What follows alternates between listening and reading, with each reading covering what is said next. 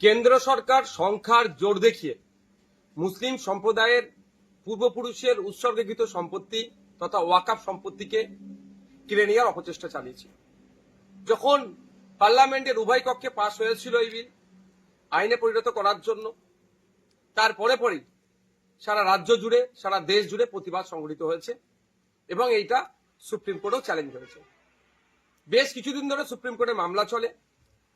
একাধিক পক্ষের শুনানি হওয়ার পরে চিফ জাস্টিসের বেঞ্চ একটা অন্তর্বর্তী রায় দিয়েছে। এই রায়ে কিছুটা স্বস্তি মিললেও সম্পূর্ণরূপে এটা সুরাহা এখনো হয়নি।